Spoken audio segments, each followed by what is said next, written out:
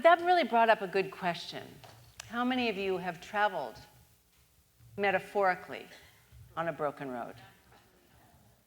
You better all raise your hand and be honest about that. And how many of you blessed it in the beginning? No, we don't do that in the beginning because broken roads are hard, but they're an important part of life. You know, Ralph Waldo Emerson said, there's a crack in everything God made because that's the way the light comes through. And all of us who've traveled the broken road and learned from the broken road and allowed it to buoy us up instead of pull us down, we understand because there's something in us, every one of us, that inherently knows that the breaking apart is going to lead us to something more. That's the way this life is, to lead us to something more. But if we're going to bless the broken road, we better pack lightly. No, none of those extra charges on the airlines because spirituality is very light. And in our pack, in our bag, we better put faith, number one. Because faith allows us to see beyond the brokenness of humanity in this physical world to the something greater, to the light of God. Our goal is always God, whether we know it or not, because we're all on an eternal journey and we're headed home to the oneness of God. I'll talk about that later. There is a Trappist monk. What a kick he is. Matthew Fox, who is an Episcopal priest, wrote a book about this man. It's called A Way to God. His name is Thomas Merton, and he's a 20th century Trappist priest, priest of the Trappist order. He's a poet, a mystic, a philosopher, but man, is he fun. He's American, and he lives where he did live in Kentucky. And his main line is what all people want in life. What all people want is to find a way to God. Well, in reading about him, Thomas Merton loved music. He played the piano, and he appreciated the music of Joan Baez and Bob Dylan. In fact, it was said that he was having a picnic with Joan Baez at his monastery in Kentucky, and there had to be a third person present. But Baez said he got a little tipsy from all the champagne he had, and he was quite funny. That was cute. And it's also said that he turned Dylan music up so loud it really made the floors of the monastery shake. Well, that's because he also loved most of all jazz. And he would go down to the segregated black areas in Louisville and go to the jazz clubs and sit with the young African Americans and sing and dance and feel that energy of jazz music because he found God in music.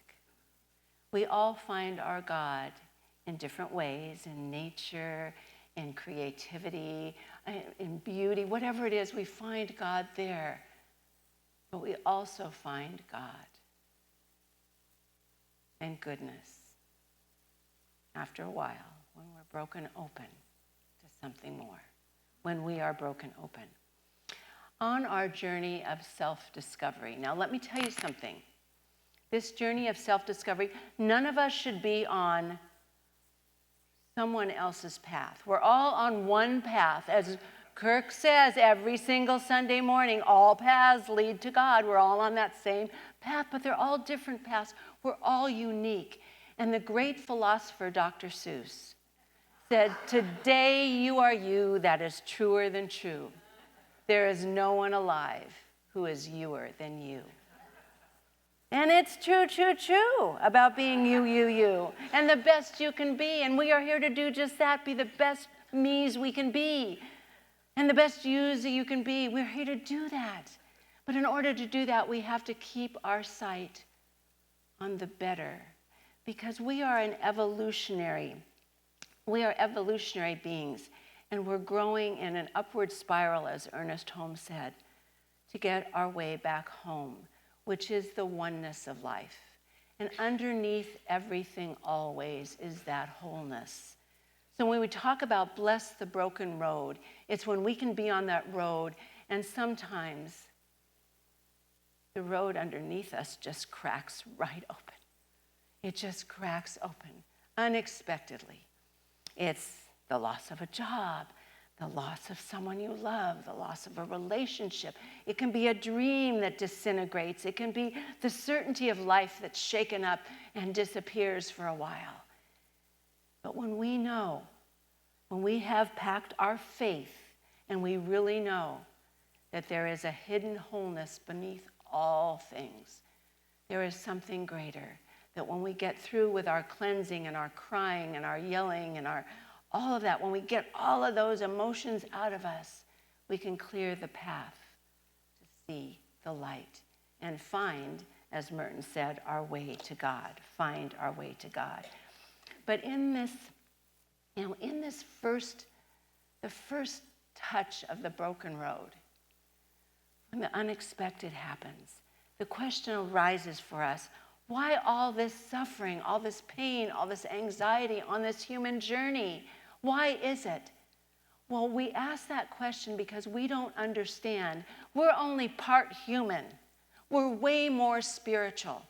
But we let the density of our human thoughts weigh us down. And as Reverend Janet was saying in her message this morning, in her Practicing the Presence, when we change our thinking, we change our life. So when we put down the dense thoughts of right, wrong, good, bad, yes, no, all that duality stuff, the stuff that causes confusion and division, when we can reach the truth of the spiritual nature. We have that one hand here on the earth feeling all the things. On the earth, we come here. It's a gift to be human.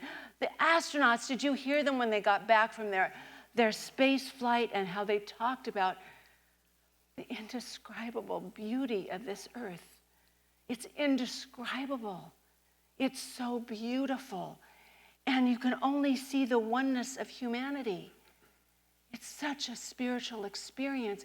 They talk about that, and that's what we can touch when we can dig beyond the density, the heaviness of making things, as my 13th century Rumi buddy said, out beyond wrongdoing and right doing. Beyond right doing and wrongdoing, there's a field.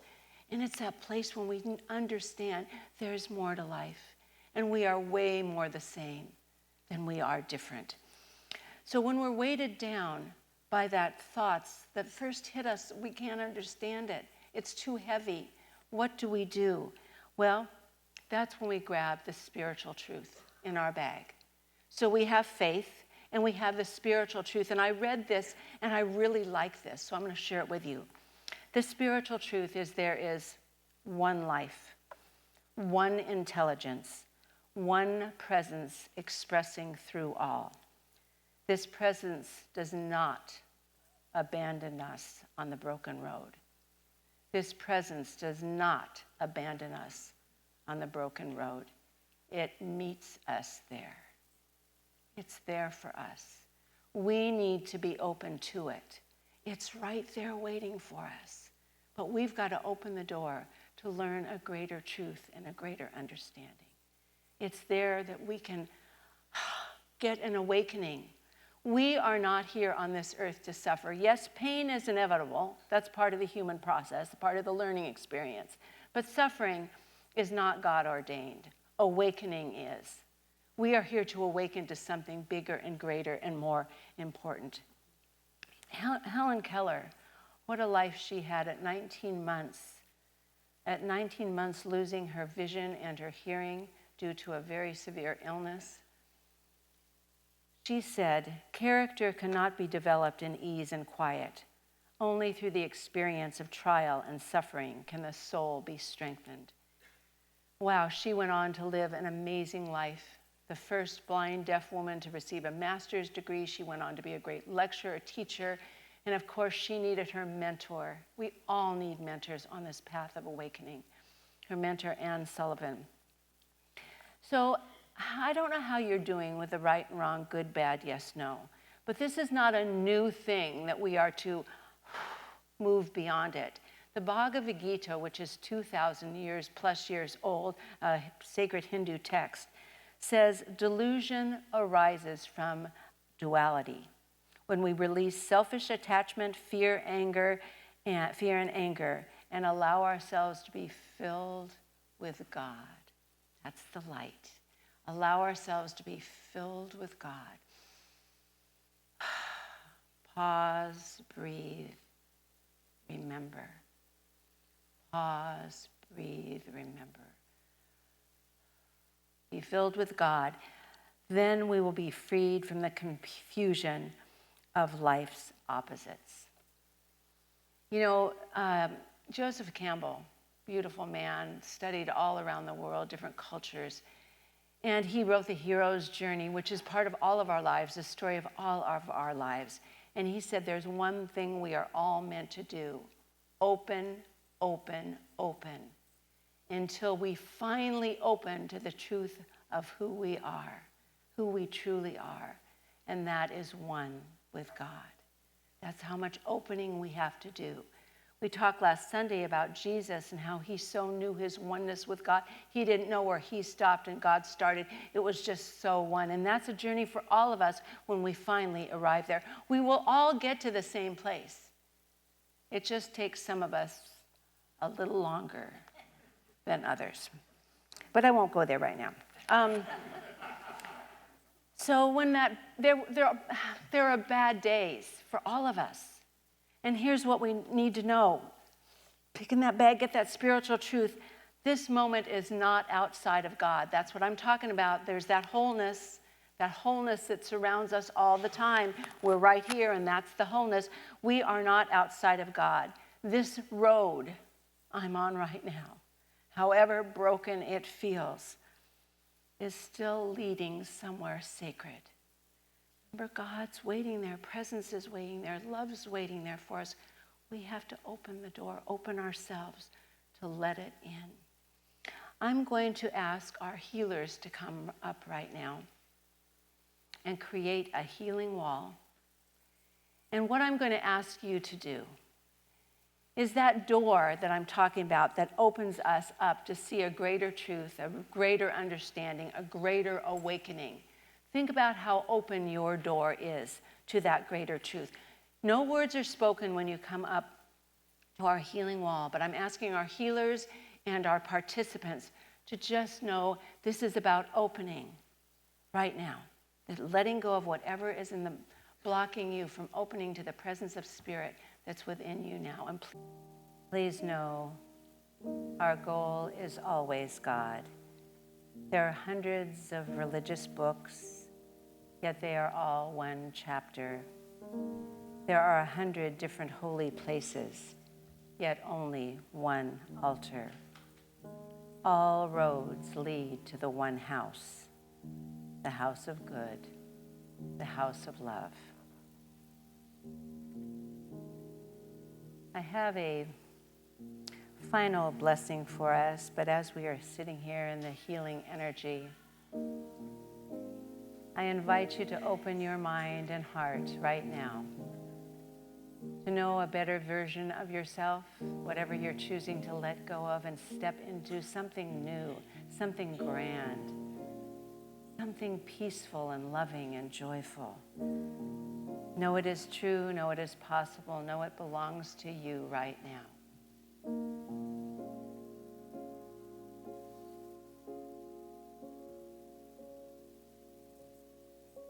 And here is our final blessing for the day. So today, we bless the broken road, not because it was easy, but because it was meaningful. Not because it was planned, but because it was purposeful. Not because we understood it, but because it led us here, right where we are, to greater compassion, deeper wisdom, and a more expansive love. Today, Let's walk our path with courage. Trust the unseen and know that every step, whole or broken, every step is held in the wholehearted, the wholeness of God's goodness, God's love, God's potential and possibility. And may we look back one day and say, God bless the broken road. It brought me home. God bless the broken road. It brought me home.